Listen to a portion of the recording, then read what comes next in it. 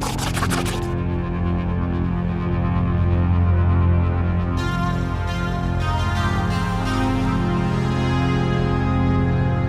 hello, everybody. Hello.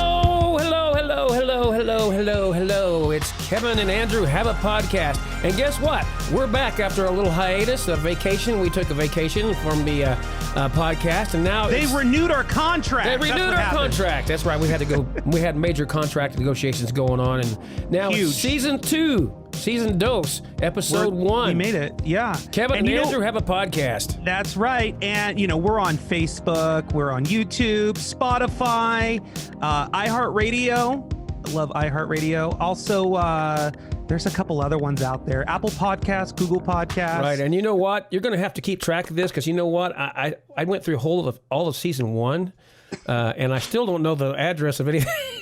I still don't know. Right. It's my old age setting in. I just tell people, whatever you're on, just type in the search bar, Kevin and Andrew, and then by that point, it'll know to finish out the rest, have a podcast. Let's get this out of the way right now. This out of the way. My name, ladies and gentlemen, is Kevin O'Neill. Yay, Kevin O'Neill. And my co-host, since April, ladies and gentlemen, a good friend of mine, Mr. Andrew Caravella. Oh, thank you. Thank you. Yes, thank we're you. so happy to be here. We're glad to be here. And I know it's crazy times, but man, we are back. Season 2, episode 1 of Kevin and Andrew have a podcast. And all these places like Facebook and YouTube, you can see the video. Yes, Apple Podcast and Google Podcast, KevinO'NeillSoundLabs.com. You can go there and hear all the episodes we've already done and all the new episodes coming up. It's going to be a lot of fun. And you guys are more than welcome to trash talk me as much as you'd like on Air Andrew, basically every social media platform. So. Right. Same thing with me. It's L, the capital L, the number 4, MONTY, L for Monty at anysocialmedia.com. So we have a very exciting guest for our first episode. But the first thing, Kevin, that we have to talk about are aliens. Aliens. Oh, we're going to talk about the monolith too, right? Let's start with the monolith because that's kind of a big deal. It's everywhere. Did you see the one they had in Hesperia? It was really just a big piece of metal. I saw that. It was a giant metal sheet just laying against a cliff. It wasn't an actual monolith. But this thing is crazy. It's been all over. It was, where was it at originally? It was somewhere in Utah. In Utah. And by helicopter, as they were counting sheep, because apparently you can do that, knowing which ones are male and female, they discovered this, landed the helicopter, and walked over to it in their flight suits, and there it was. And now on TikTok, there are people that it's been revealed who keeps moving it. So it has been revealed who keeps moving it. Yeah, it's like an artistic installation, if you will. So I thought this was a big mystery and aliens had been doing this. And since we're talking about aliens, that's why I wanted to mention that, because we're talking about aliens here in a second. And so aliens didn't move this. They didn't come and make a big corn row of fields and stuff and then move the monolith somewhere else. It's actually someone here on Earth doing the job.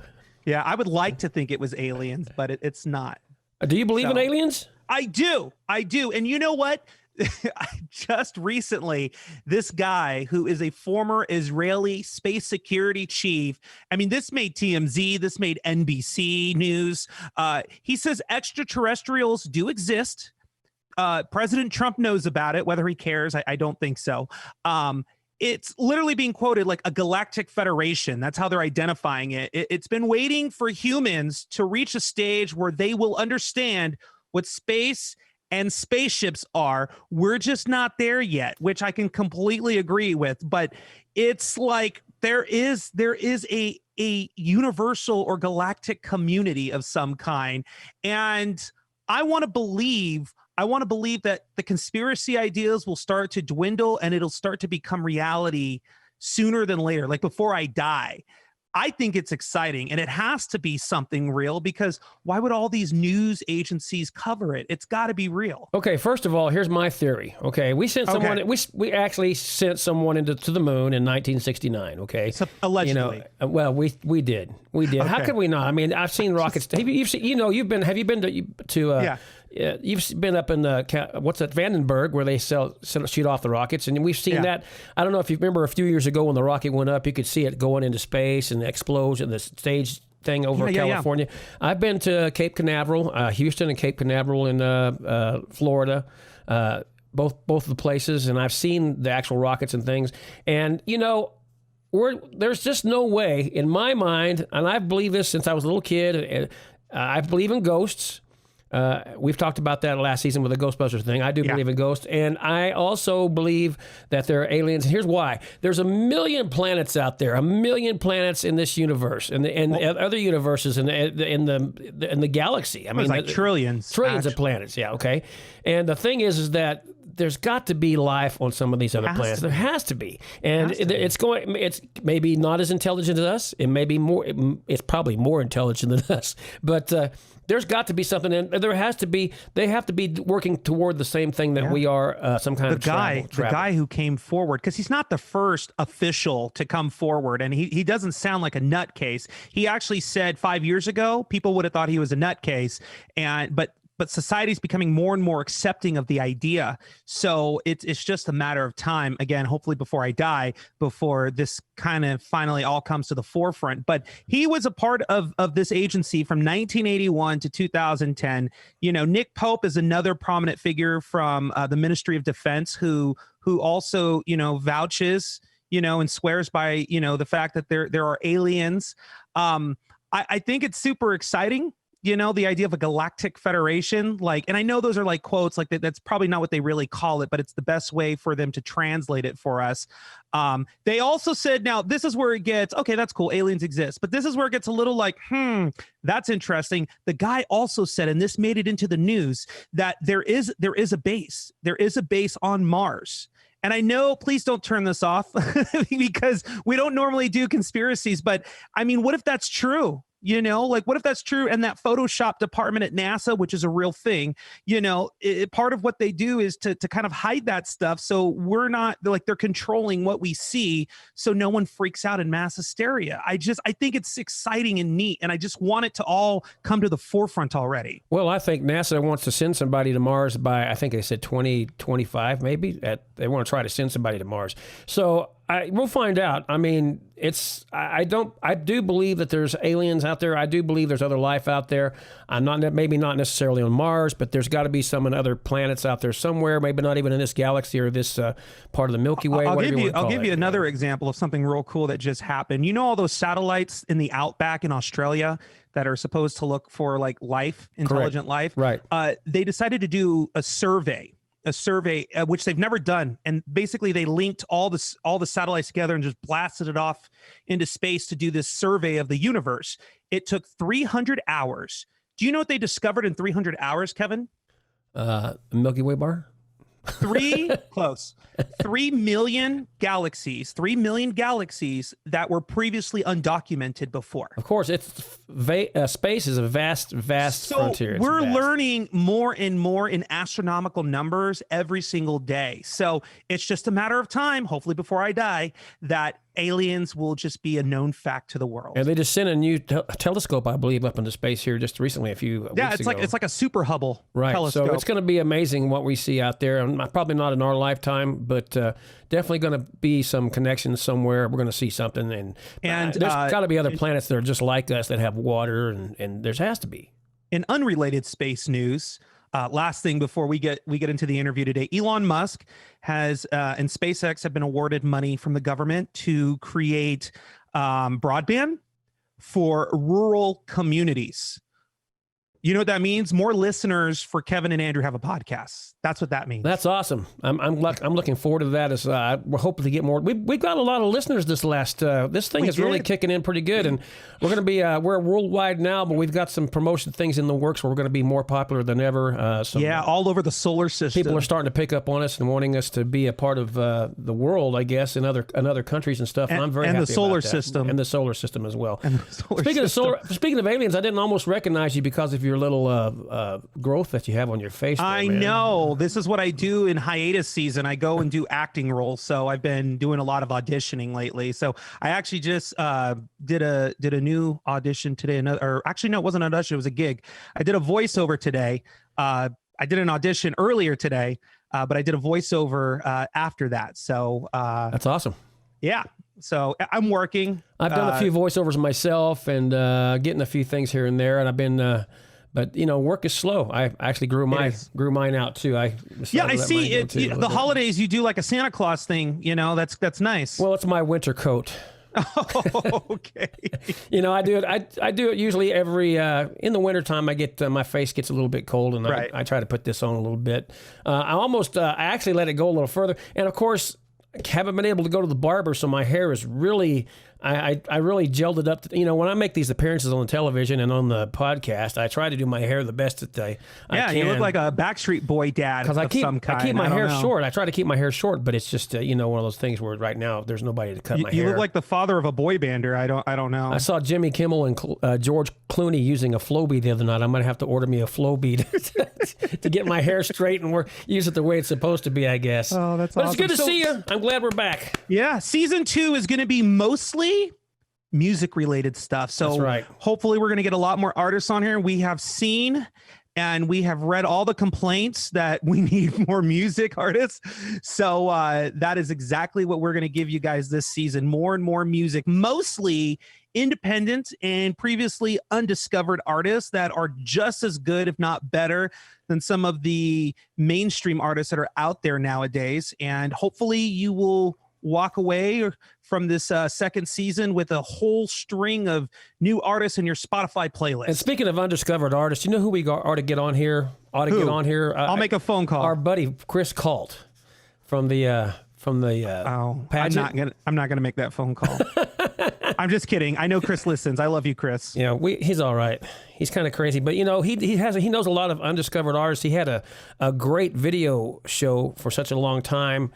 And, of course, there was a lot of policies and issues going on that they didn't like him doing these undiscovered artists, the labels and stuff, or giving people. And I don't know, it was a big mess. We ought to have him on here because he knows a lot of people and he can get us some information about. Call him up. Make it happen. We will. Chris, you're listening. You know the number, man. You give us a call here at the station. Yeah. By the way, I just want to mention that if you're watching this, Kevin keeps drinking from a Coca-Cola can. They are not a sponsor of this podcast for season 2. Well, actually, they are. They've signed on to be a sponsor. So if is that a separate contract from mine, Kevin? It's a personal contract. It's a barter contract. Oh, okay, I got you. All right, I want to introduce our guest today. He's amazing, and I've known him for a very long time. Nowadays, he's more of a public speaker, motivational speaker, and he talks to a lot of young people, kids and young adults, about how to become a performer, you know, how to own a stage, you know, how to be kind of like a coach, I guess, or like a mentor. And I mean, he's worked all over the place. Universal Records, Sony, Streamline Records, Interscope, even like Playboy and Torrid, Debbie Reynolds, Fox, Disney, Hulu, you name it, this guy has been there, or he somehow has been involved at one point or another. And he's got more street cred than Snoop Dogg. Let's just put it that way. He's very well rounded in the industry, the entertainment industry, acting and music, and he was so nice, or at least we're doing so good that we were able to get him. Ladies and gentlemen, Jonathan George. Hey, Jonathan, how are you? What's up, Kevin and Andrew? Welcome aboard, Jonathan. Glad to see you, buddy. Thank you for having me on. It looks like you got a haircut for this interview, at least, so that's good. Hey, you know, I do it in the shower really fast, and I just got to keep it short. I mean, you know, it's like I can't go to the barber every 11 days. I can't do it, so I just learned how to do it myself. That's awesome, man. Hey, how have you been through all of this? I mean, what is entertainment looking like for you during a pandemic? Well, you know, it's really incredible is that, you know, I build personal brands. So it doesn't matter who you are. You know, I transferred a little bit from just being in the music industry to working with CEOs, entrepreneurs, coaches, #1 best-selling authors and stuff like that, building personal brands. And during this lockdown, I mean, you know, the business is completely shut down. I mean, there's no touring, there's no shows, there's nothing. But what there is everything's online. It's all about pivoting what you're doing and really where you're showing up. And so I've been working with a lot of artists on building their personal brands online, building those brands, launching their music, creating the music videos, because you can still shoot videos with a small group of people. I just directed a music video yesterday.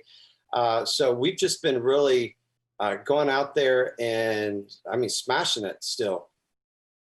So So what was the learning curve then? Like, cause you say direct, so were you actually in person or did you have to actually do it like via Zoom? Oh, everything we did, except for the music video, has been online. Everything. So, I mean, is there any advantages, you know? Cause obviously it's different than doing it physically in person. Well, you know, one of the things is that I love being one-on-one. I feed off of people's energy. I really get to sense who you are, I can read a lot of things about you, but it's really amazing online, the conversations that you have with people, that you really connect quickly. You read people. So it's just become a new norm. And two, I work with people from all over the world for so long that we've done so many online things. So it didn't really feel like too much of a change. But I actually kind of like this. I'm getting used to it. You know, you get a lot more things done. It's like crank it out. No wasting time. By the way, Andrew, I just noticed that your birthday is December 10th. It is. That's correct. That's my birthday. Oh my gosh, that is amazing. No wonder we get along so well. You know what? That's not my birthday, so it doesn't really matter. It's really crazy how many people that are in my life with my same birthday. I mean, I've probably got 25 people. And it's awesome. It's funny you say that, because actually the people that I'm the closest to, and they're all like performers or they're entertainers of some kind, they are either Geminis, which is really weird, or Sagittarius, the majority of them. And by the majority, I mean, like, I know 10 or 15 people that are close to me that are either Sagittarius or Geminis, nothing else. It's the weirdest thing. Well, happy birthday to both of you guys, man. I want to say that to you right now. Just meeting you. Happy birthday. Your birthday song. It isn't very long. Hey, Jonathan, I want to ask you, because, you know, you've been in front of the mic, you've been behind the mic. So you're well-rounded like myself. You've been the performer, you do the producing, the mentoring. You did, I believe, was Star Search in the 90s, correct? I did Next Big Star. So I was on Next Big Star with Ed McMahon in 2001, I believe it was. Okay. What I want to ask is, the way things were done then for these type of reality type shows of showing talent then versus now, because I know that you've worked with a lot of people from countless type of, showcase talent, TV shows. Do you see much of a difference in regards to how it's presented now versus then? 100%. So, now when you watch a show, American Idol, America's Got Talent, like you said, I've got so many kids who have been winners and in the top 3, year after year. But it's always story first. So when you watch it, they're always showing the story first. And back then they didn't do that. It was pure talent. But now I think there's so much noise in the world that the only way to really hook people in is by getting to know people's personal stories, which is all that I focus so heavily on that to build artist brands, because, you've got 40,000 songs uploaded daily to Spotify. How are you going to be the blue duck in a sea of yellow ducks? And so we have to concentrate on the story. We have to concentrate on what that is. And there's two, if you watched America's Got Talent, Michaela Phillips, one of my girls, she was one of the Golden Buzzer winners, right? Yeah. And she's phenomenal. She's just so gifted as an artist and talent. After she finished like the semifinals, I told her, I was like, you're not going to go through. And she was devastated. She's like, what do you mean? I was like, they didn't give you a story. They made you sound like you were the most boring human being on the planet. Like you've got everything going for you. Whereas, the other people on the show have these heart-wrenching stories or things that tug at you. And so the key is, if you don't have a story, you're not going to create a hook. We focus so much on the hook of a song. If you don't have a good hook, you don't have a #1 hit song. So you've got to think of your personal brand, your branding, as a hook of a song. What is it that is leaving an emotional aftertaste to the listener, to the fan, to be able to create a super fan? So these shows, they shifted from just being talent to now really concentrating mainly on producing the stories around the talent. I have to say one thing here. I agree with that. I've seen a lot of talent shows from back when, before, in the 70s and 80s. they were basically more about the talent, the singing and everything else. And if you were a great singer, you basically got voted ahead, as opposed to, and there was no backstory. There was nothing like that in the future. And now they do have the backstory, but how do you think that affects the talent as far as being really talented? Because, like you said, Carrie Underwood is a perfect example from American Idol. I mean, she's from Oklahoma. She's a small town girl.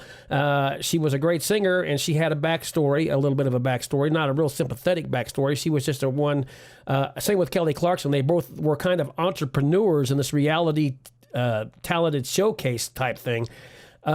But now they're kind of focusing more on backstories. Do you think that, because I've had several friends like Kira Lynn Ford, Michael Austin, gentleman who I work with quite a bit, Jay Suter here, they were all, Teresa Klein Grip, they all, tried for American Idol or The Voice or something like that, and they were, turned down. There's millions of people auditioning, first of all, but how do they get these backstories? How do they develop all this stuff? How do they know?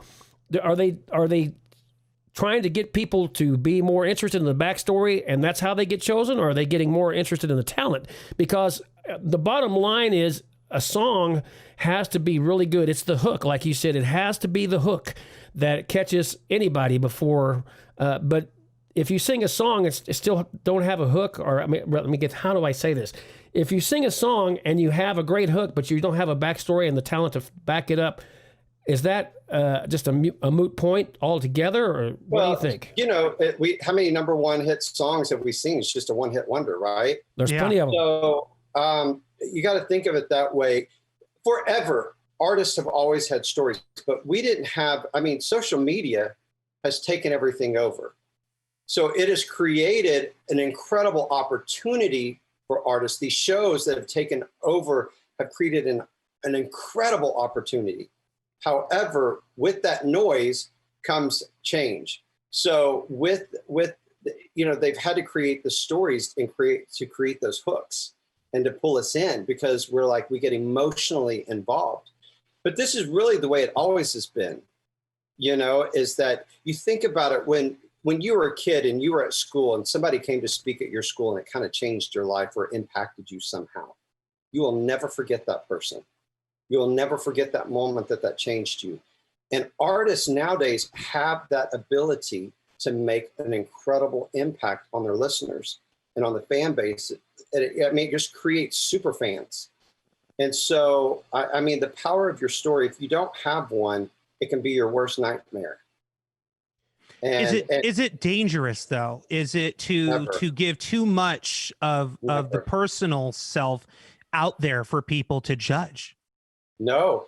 Here's the thing is that, I was the grand champion winner on Ed McMahon's Next Big Star. This was 2001. I had a record deal on the table. I had just launched my first single. I had just launched my first music video. I was working on my album. My phone rings. It's the label. They say, we're retracting the contract because we just found out that you're gay. And I was just, talk about being dumbfounded and devastated. My whole life had just been ripped completely from underneath me. And I didn't know how to tell the story. I didn't know how to create that to make it work for me. You know what I mean? I didn't have. So again, it was like, I felt shame. I felt guilt. I felt bad. My team tried to get me married. They tried to change my music. They tried to change They tried to make you get married? Oh yeah. They got me with the girl from Canada. It was going to work out for her to be able to get her green card and work out for me to play the straight, I just said, no, I'm not going to do it. And that's the reason why I quit singing, because I didn't know how to show up. I didn't have somebody like me to show up and to help me get to that next level. And that's when I decided to help people rock the person that they are, rather than change them and make them something different.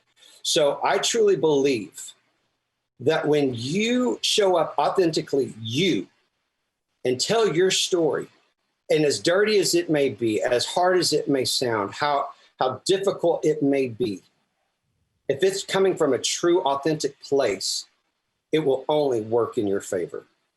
every single time. That's super powerful, Jonathan. You say that like that happened to you. They wanted to write your profile, I guess. And I wonder how many of you are out there that happened to. And do you feel like, I mean, you know, obviously we're not going to put out names there, but do you feel like that still sometimes happens today in the industry? I think that I think a lot less. I don't think it happens as much now. We've seen, you know, when Sam Smith took off so big, and you've got Troye Sivan, the people who are so open about it, and they've exploded. It just changed everybody's fear, because when you're pouring money into something, you know, they want you to be straight, so all the young little girls will purchase your music. Well, now kids have changed, and their whole thought processes are different. So industry is coming full circle to that. That's interesting. And again, it's all being an authentic brand and showing up boldly, unabashed confidence in who you are. And that's what's sexy and turns people on to be a fan of you. You know, this sounds like a storyline from Nashville. Have you seen the television show Nashville? Oh, yeah. And, you know, and Will Lexington, played by Chris Carmack, was on there on CMTV. And in the 5th season, they did a storyline because he was a gay musician. And they married him off to one of the other musicians in the whole. He was devastated by the fact that it drove him to be crazy on stage, and he actually had passed out. This is kind of like a storyline from there. People don't realize how many storylines are actually like this. We had Milli Vanilli on here, the actual Milli Vanilli on here last season, and you know, the whole thing with them lip syncing, the Rob and Fab, they were lip syncers, but our friends Linda and Jody Rocco and Charles Shaw were the actual singers of Milli Vanilli. They actually were the ones who sang and recorded the records, but they didn't feel it's true. That's right. They didn't feel they were beautiful enough. The record label actually didn't feel they were beautiful or pretty enough, or they didn't have the look that they were looking for. I mean, there's so much of this stuff goes on backstage. You just don't know how difficult it is for people of all types to go through this kind of situation. It's devastating. It's very difficult mentally, very difficult physically. It's a lot of stress. This is a business, and when you have a passion for music and a passion for entertainment and talent and performing, this is devastating to the mind. Yes, and Kevin, exactly what you're saying. I just had an artist this year. Before I say that, it doesn't matter what your situation is. It's so gigantic to you that it still cripples you. Exactly. That fear cripples you. Because it's your passion. It doesn't matter how big or small, it's still your pain. And so this year, I started this whole program to be able to take recording artists through this personal branding to build unshakable confidence, to be able to tell their story, and to be able to use their story on stages like podcasts where they can't sing, to be on all kinds of virtual summits or whatever, to use their stories to speak, and then let their music be secondary. So I took this group of 6 artists from MI. Can you go ahead and say that one more time? Because I don't think enough people that are aspiring understand what you said, music being secondary and the other being the primary. So if you just kind of sum that up one more time. Yeah. Again, how many songs are being uploaded to Spotify every single day? 40,000. You are minuscule. You are tiny. You are insignificant to most people. So you have to figure out, how can you be that blue duck in that sea of yellow ducks, right? So we are going to concentrate on who you are, your story, so people can connect with you, and then they're going to connect with your music. So make music your secondary thing, make you be the first thing that people experience. So I took these artists, 6 artists from MI, from Music Institute, and I took them through this process. And so one of the girls in the group has gone further with me in her development. And she had 0 followers, 0 music videos. We took her story, we crafted her story in such a powerful way that I booked her on 10 podcasts. We released her song, booked her on 10 podcasts. She's been on so many different interviews online. She has been on so many like different news stories. She already has over 50,000 streams on Spotify. Wow. Because we were able to get her on playlists because of her story first, not her music. We got people to connect with her story, and then 50,000 in 1 month. Her music video, 12,000 views 1 month. Her Instagram has boomed up to 15,000 people.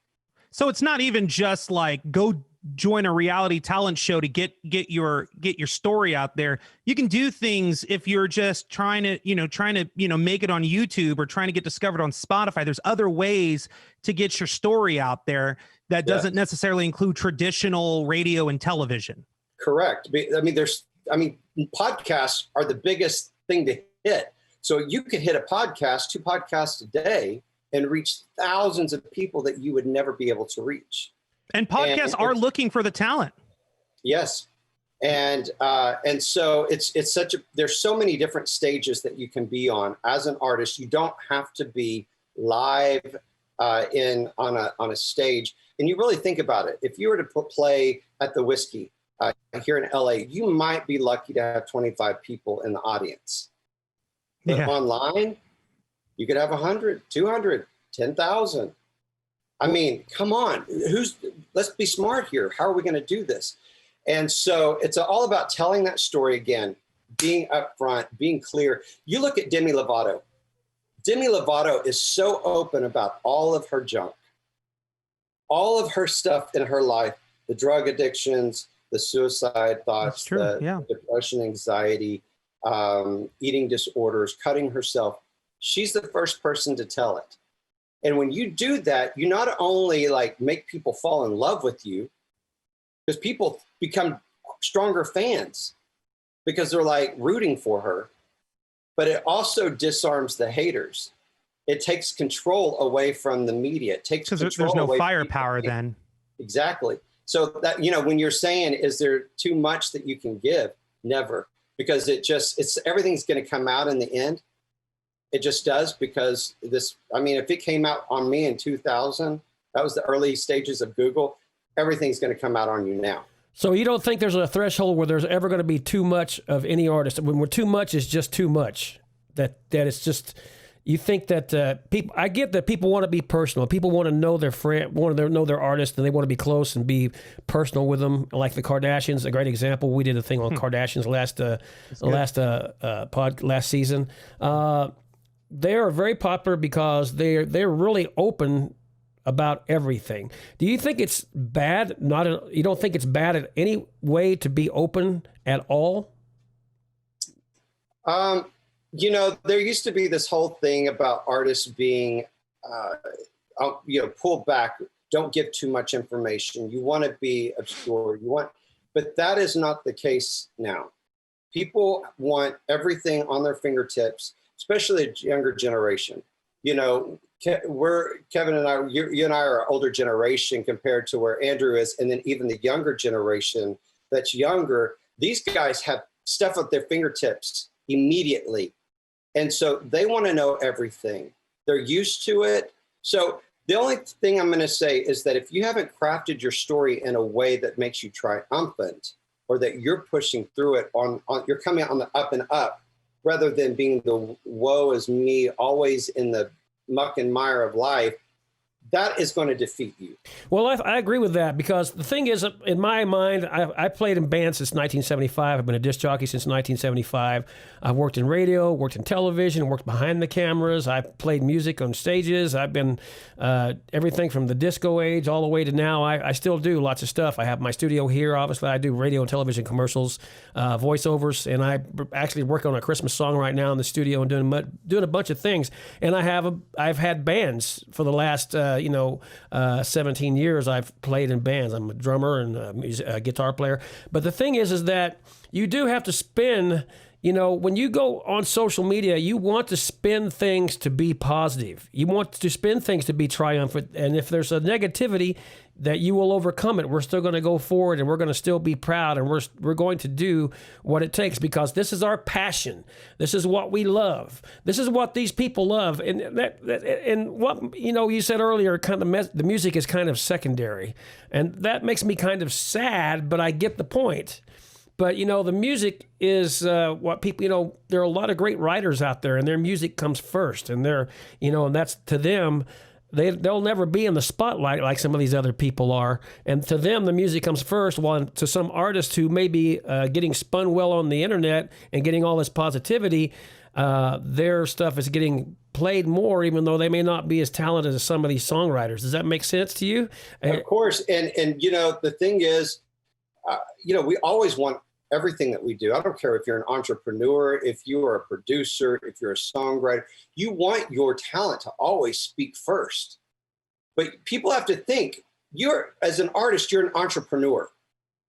There's really, this artistry is gone. Back then, only the music, we only heard music when it was put out by the labels. That's not the case anymore. Right. Marketing is very important. I get that. Marketing is, right? Our marketing has to completely shift and change. And any of the listeners out there, you have to think you're an entrepreneur first. So what makes you any different from the guy who is creating an e-commerce site, or you're the guy who is a coach or a #1 best-selling author? What makes you any different? You have to market yourself first. And I wanted to get to that. I wanted to shift gears. So we were talking about music, right, and artists, but going with that, e-commerce, C-level executives, people that are not music related. How does what you teach or what you mentor or show a person translate over to all these different industries and fields? Is it still tell the story first? 100%. Yeah. So, I work with literally, top executives, CEOs, #1 best-selling authors, coaches. Everybody is the same.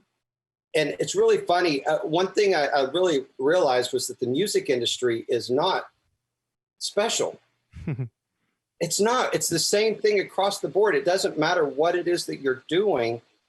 In today's market, we're all hustling and bustling to get our product out there. Well, it's a business. It's a business. It's a business. It's a business. Do you find in other industries, since you've worked with everyone under the sun, do you find there's more of a it's harder. It's harder to translate it over to people that aren't like musically inclined or not in like artistry, like to explain telling the story first and getting it at the forefront? Like, is it harder for them to connect those dots because it's not entertainment? Well, I think that people understand it quickly when you say, do you want to triple your business in the next 6 months? Okay, gotcha, yeah. Because when you tell your story on a stage, like today, I just spoke, I did a podcast before this one. And okay, say if there were 35 people on the call, I don't know how many people were. But if I walk away with 3 new clients from that one call, I've just grown my business quite large. Rather than me spending the marketing dollars, rather than me spending all of that money, thousands upon thousands of dollars on Instagram and Facebook ads, I'm getting free advertisement. Me coming on here, speaking to you guys, #1, telling my story, sharing information on how to think, and giving free info away. But also, it allows people to get to know me, trust me, connect with me, and realize, oh, this guy's cool. This guy got something going on. This guy knows what he's talking about. So it just builds that trust, and you can literally grow your business exponentially when you tell your story, because people want you to come on. I sent one of my artists to you guys who you are going to have on the podcast. I'm excited. And it's because of her story that you guys were intrigued, to do it. And so you have to think your story is what's going to connect you and get you out there and get you in the forefront and become the hook of a song, become the hook. and people fall in love with you. I want to say, let me say this real quick first.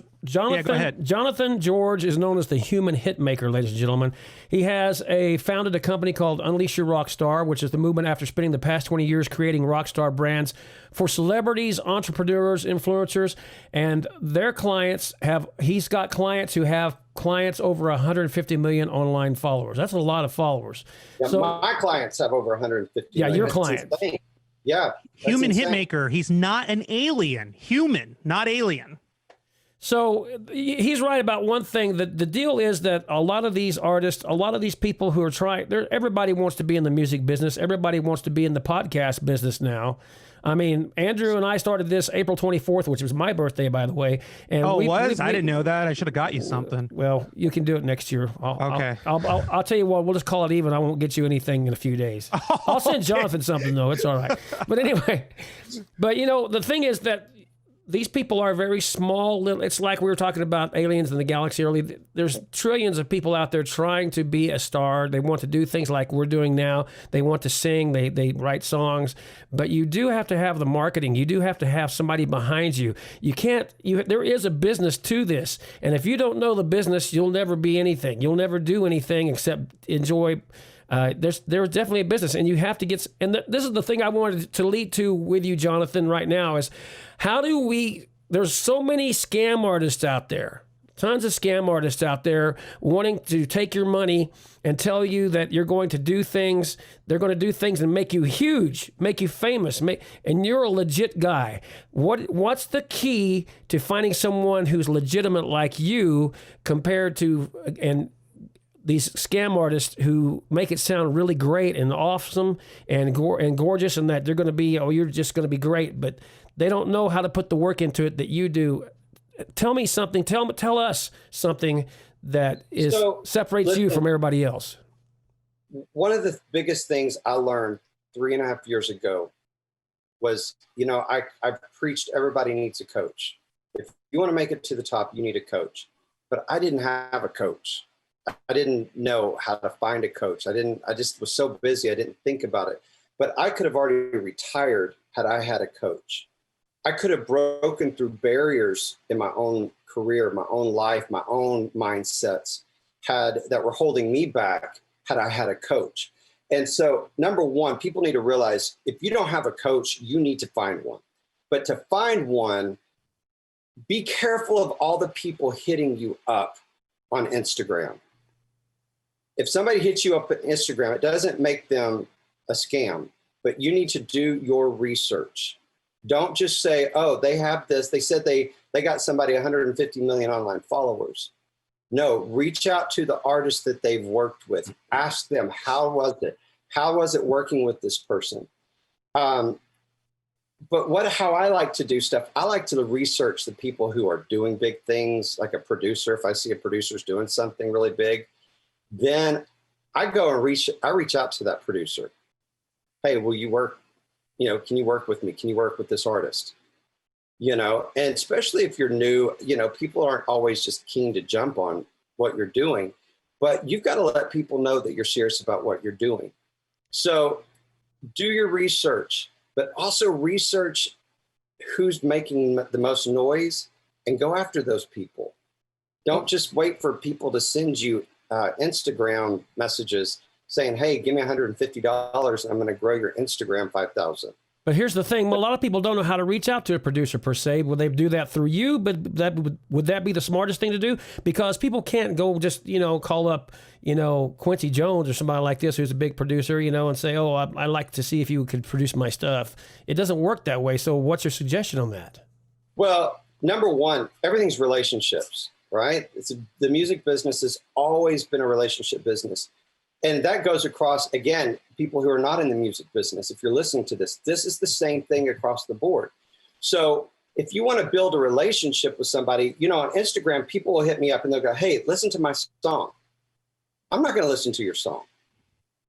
Now, if somebody hits me, is always commenting, liking, kind of building a relationship, and they say, hey, Jonathan, I admire you. I stroking my ego a little bit. And I don't need my ego stroked, but most people want their ego stroked. I do. I just like people to be appreciative. Definitely Andrew there. and nice, but most people like their ego stroked, whatever. So you could be genuine and real, but just like, hey, I appreciate you, love what you're doing. It would mean the world to me if you could listen to this song and give me one feedback. That creates an open conversation. I know you're super busy. Be grateful, be thankful. Don't just say, hey, listen to my song. Let me know what you think. Because I'm going to shut that down. We're all busy.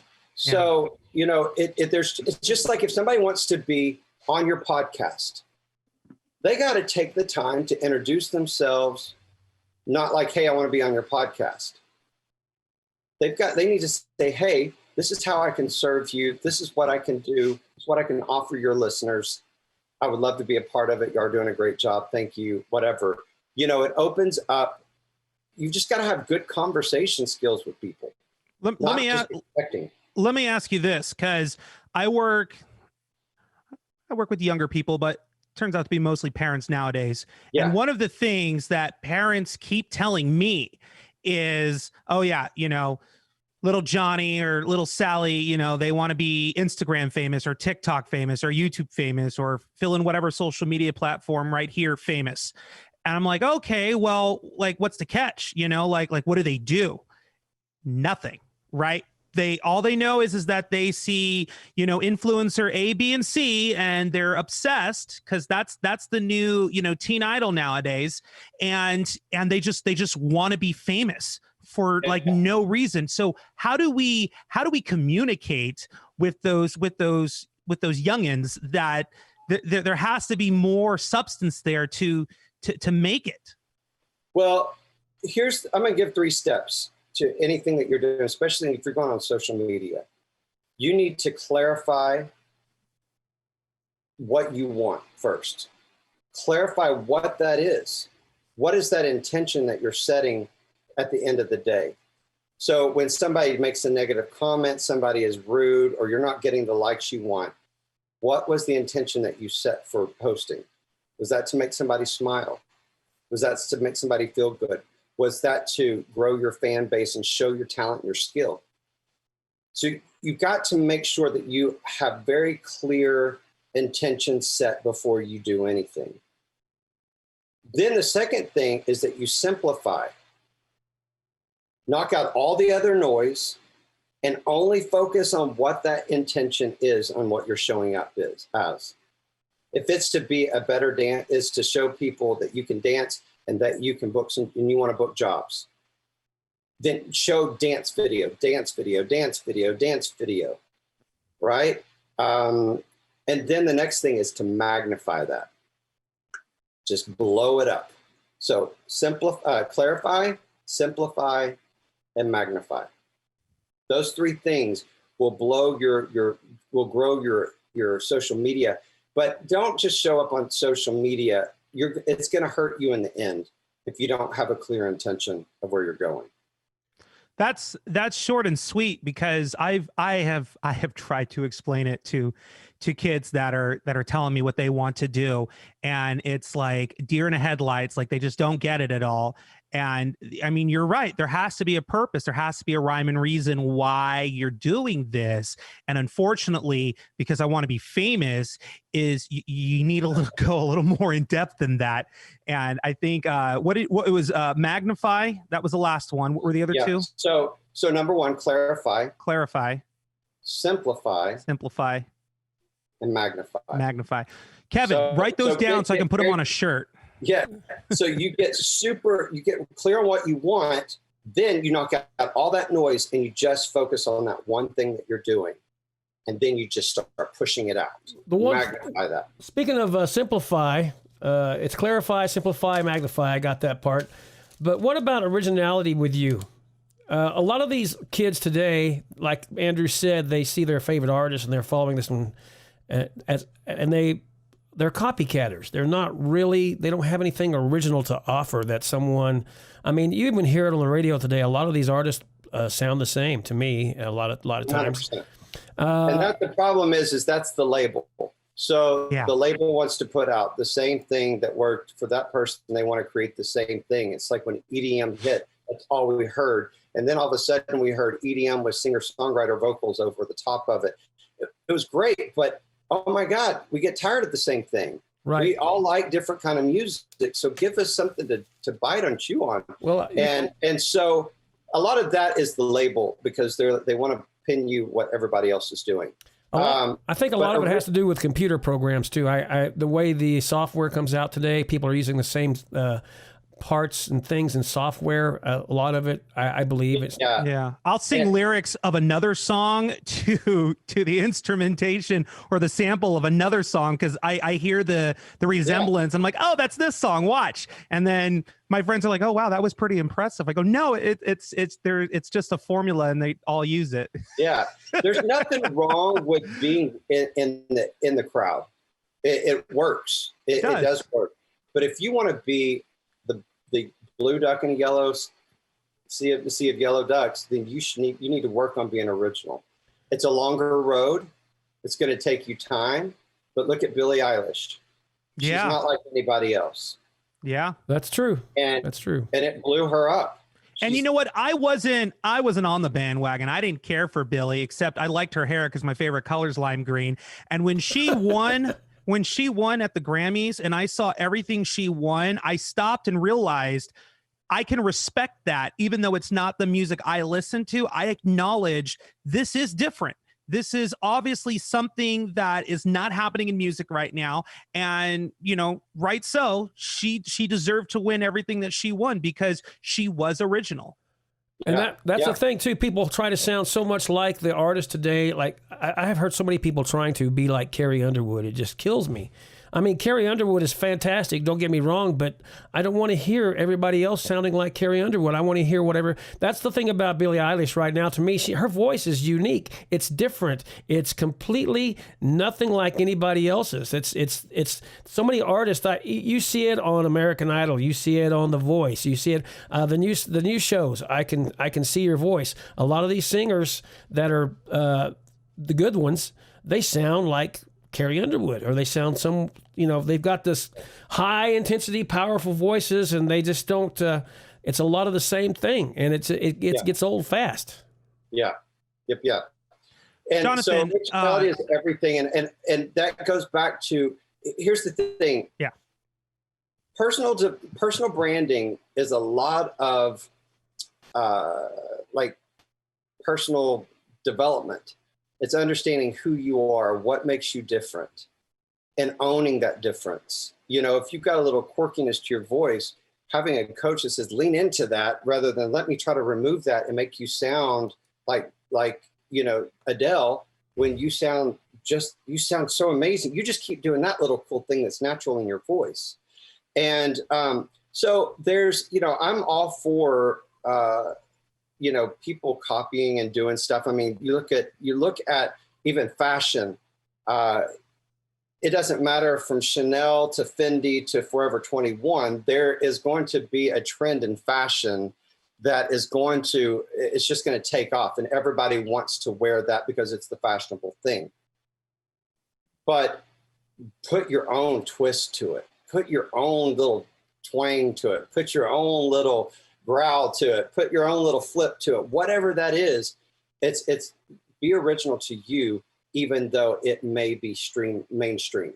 Jonathan, I want to ask you, in your entire career, plurals, careers, who is the biggest person in your industry that gave you advice, and what was that advice? Or is there too many to list? I know. I'm such a recluse. I in this industry, it's really kind of strange that I didn't know there was nobody doing what I was doing when I started branding artists and developing artists. Only the labels were doing it, and because I've been developed, I knew how to do it, and I'm a creative guy. So I literally just kind of paved my own way. I was first on MySpace, my first artist. She had over 1 million, followers, and she was like #1 in the country division for 3 years, from 11 to 13 years old. Wow. It was just insane. Who was that? Kelsey Page. Okay. And so she was on America's Most Talented Kids, and so I remember that show. Yeah. So she was on there, but it's one of those things. Remind me what the question was, because I got distracted about thinking about Kelsey and MySpace. What did you ask me? It's a Sagittarius thing. Yeah. But I guess the most influential, or like the biggest person in the industry that has given you advice, and what was that advice? So literally, I kind of just did my own thing, and I kind of was a recluse. There was nobody really doing what I was doing. I didn't have the connections that I needed. And so I just paved my own way. So I'd have to say the things that I really always learned are from the kids that I've developed, the talents that I've developed, learning the lessons, and watching and just observing what works and what doesn't work, and learning that being authentically you is the most powerful thing that you can have.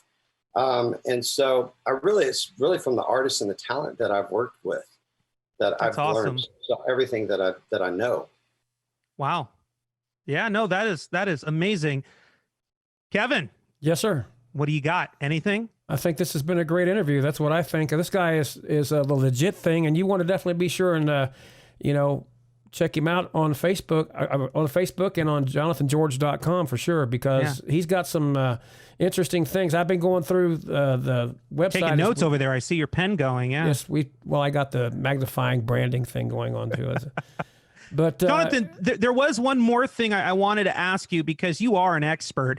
How and I do this myself. I like to project where I see certain trends or certain things going in industries that I'm very savvy to. So I want to ask you, in entertainment, as everything is now, pandemic or no pandemic, where do you project or see things going, overall when it comes to the talent excelling in this industry? I get the story thing, but what's the next level, I guess, is what I'm asking you to forecast. I feel like we're on the forefront of the story.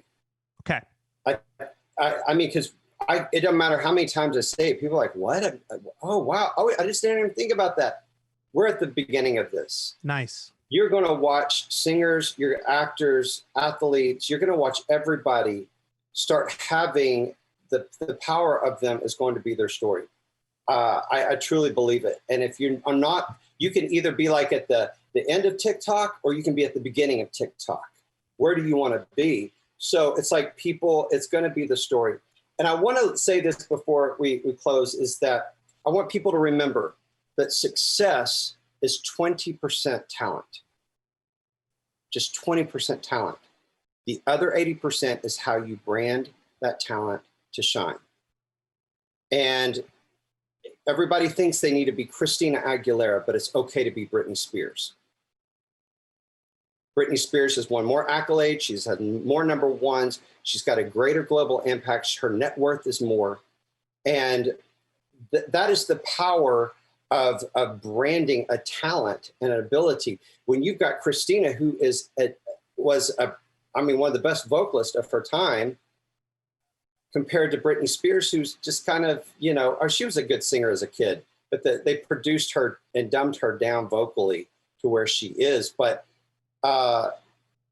it's just really amazing if you look at those two talent houses and to see what Britney was able to do with the right branding and the right formula behind her.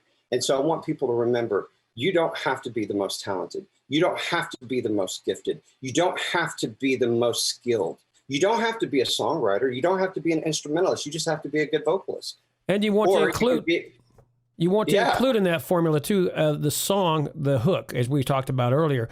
I believe that Britney Spears had better songs than Christina Aguilera, even though Christina Aguilera is a phenomenal singer. You got that right. Probably better if I put them together, better than Britney, but Britney chose the better songs. Well, yeah, and her team just did a really smart job with her. But, again, it's all about you. And I want people to remember that you are more than enough. And if you are not walking into your power, if you're not carrying in your gifts, you're not only doing yourself a disservice, but you're also robbing me and everyone around us of our blessings. So step into your power, step into your gifts and own it, and go out there and be a freaking rock star. JonathanGeorge.com. Kevin and Andrew have a podcast, had him before Ellen DeGeneres did. I'm just going to put that out there right now. Ellen, you can have him now. Hey, but we were she's first. on my intention wall. She is on my intention wall because she's next. My book is coming out next early January, February. Oh my gosh, we're going to have to bring you back then to talk about the book.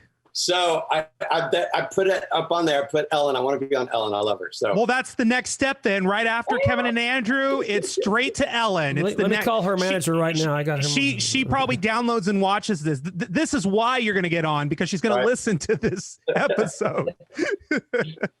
That's awesome. We'll bring you back next time in a couple of months, and we'll talk about the book, because I feel like that's got to be a whole episode all on its own. Yes, thank you so much. And happy birthday to us. Happy birthday to us, not Kevin. Jonathan, April 24th, happy birthday, Kevin. Happy birthday to you, buddy. We're so glad you've been on here today. We appreciate you so much. And thanks for being a legit person and someone who is helping find great talent and making it out there so that everybody can see and hear it and love it. That's what we want. That's awesome. We need that. So we appreciate it. Yeah. Thank you guys so much for having me on. Absolutely. Jonathan, you can take off. Me and Kevin are going to finish out our show here with our outro. All right. I'm going to be a creeper in the background. All right. Take care. Thank you guys. Once again, Jonathan George, ladies and gentlemen, everybody make some noise for Jonathan George right there. Yeah. That was amazing, Kevin. He's a great guy. I like that stuff. Well, he's really smart. He's got I can see why he's been around for such a long time doing the things he does. You know, he told it like it is. And a lot of people that do the entertainment industry, they don't really stay in it. Like they find, you have no idea how many singers and professional actors I know that have their real estate license now, which isn't a bad thing because it's working out for them. And, you know, the actors, they're probably using some of those acting skills to like sell houses and properties. But as far as like actively being in the industry and making it work and understanding the formula on how do you survive, Jonathan has it figured out. Well, you know, the real estate thing is probably a smart thing considering the fact that all the restaurants are closed and they can't be working at Cheesecake Factory anymore without, you know, someone's got to sell it. And it's crazy. But yeah, it's amazing how, you know, people don't really get, Andrew, and I know you do because you've been around it long enough as well as I have. I mean, there is a business to this whole thing. And everybody, like you said earlier, one of your people go up to you and go, well, I want to be a rock star. I want to be doing this. I want to be doing that. And they absolutely do nothing. They have no business being in this business because they don't have the you know, they don't have anything to offer, right? You know, and that's got to be first, right? You don't go into college like, well, I'll figure it out as I go. You know, you got to pick something, and if you don't know what you're picking, it's not going to work out. I used to want to be a veterinarian before I decided to go into entertainment, and I figured, oh, well, I'm going to go into entertainment, but I'm going to get my degree as a veterinarian. I didn't really commit to that. And I just knew in my head that that's what I wanted. And then when I got into college, my first year, I was 19. I know it seems like it was last year, right? I changed my major 5 times my first semester in college. And I completely just like flaked and just like freaked out because I didn't know what I wanted. You have to know what you want if you're going to try and be something on social media. Well, that's the otherwise thing. You're just playing. And that's the thing for me too. In my young days when I was a teenager, I didn't know what I wanted to do. My dad was a truck driver. My mom was a waitress in a restaurant, and you know, they're very admirable positions to have. I mean, my dad was a huge truck driver, very safe and very popular among the road people. And then my mom, she worked hard as had her own business for a while, but I never wanted to follow in that, and I didn't know what I wanted to do. And then I met a gentleman named Phil Scott in 1974. And he was a disc jockey and got me into radio, and I liked that. But I didn't know if I wanted to really do that or not for several years, be in radio and be, I wanted to be a famous disc jockey and all of that. And then I discovered music almost at the same time. So when I went to college, I chose to be actually a music major, and I studied literature and theory and everything about music you could study. But I still had the radio thing in my blood. And I ended up becoming a radio, television, communication major with a bachelor's degree in radio and television communication. And I dropped my major in music to a minor. But, and I'm still doing both of those things today. That's awesome. But, it's difficult. You really need to try to do something because this business is tough, especially now. I mean, it's not like it was when I was younger. There were a lot of different opportunities in different ways when I was younger. You can't be on the air anymore. It's difficult to be on the air. There was a disc jockey on the air, they had a morning show, a midday show, an afternoon drive show, and there was an evening show and an overnight show. 5 disc jockeys on the air every day, 7 days a week. But now everything is computerized, and you have recorded.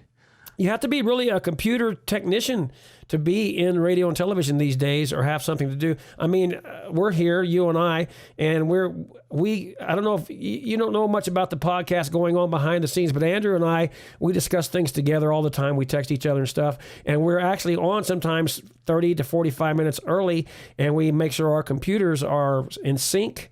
I have a little, I have a tablet here that runs my mixer, and he's got his stuff there. And we've been doing this via Zoom now since April when we first started this because of the pandemic.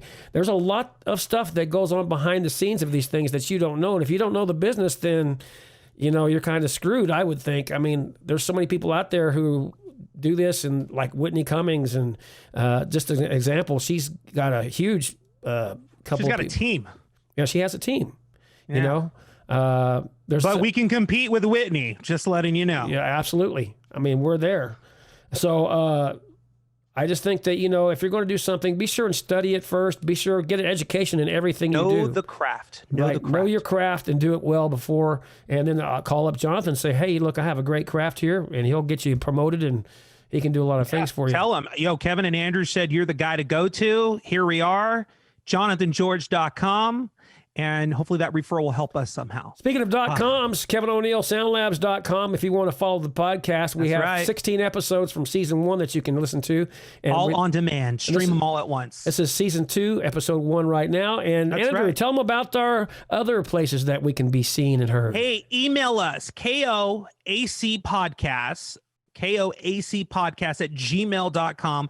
Tell us what you want to see, what you want to hear. If you have artists that are of interest that you'd like us to look into, independent artists, unknown, undiscovered artists, send us their information there. I will go and look into it. You can also, go on Facebook. This podcast has its own Facebook page. Maybe you're watching there right now. Facebook.com/ the best podcast ever. That's right. / the best podcast ever. Nobody has that. Nobody. Nobody. The best. That's where you're going to find Kevin and Andrew Have a Podcast. You could also just Google us. Kevin and Andrew Have a Podcast. Download us on Spotify, iHeartRadio, Apple Podcasts, Google Podcasts. You name it, we're there.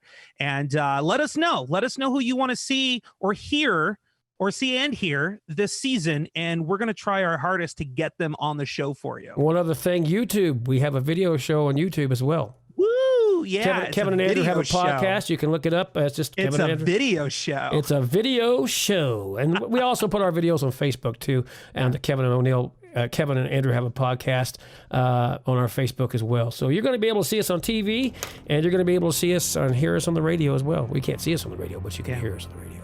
All good in the hood. So, all right, we will all see you next time. You can always tweet us, L4 Monty for Kevin. Tweet. Oh wait, Kevin's. I don't know where. I think that way. Capital L for Monty. And I'm On Air Andrew, because I'm on air. Get it? On Air Andrew. Instagram, Twitter, or Facebook. Thanks so much, and we'll see you on the next episode. That's Andrew Caravella. I'm Kevin O'Neill. Thank you. And we'll see you soon. We'll be back with episode 2 very shortly. Thanks, Jonathan. Again, appreciate you being here.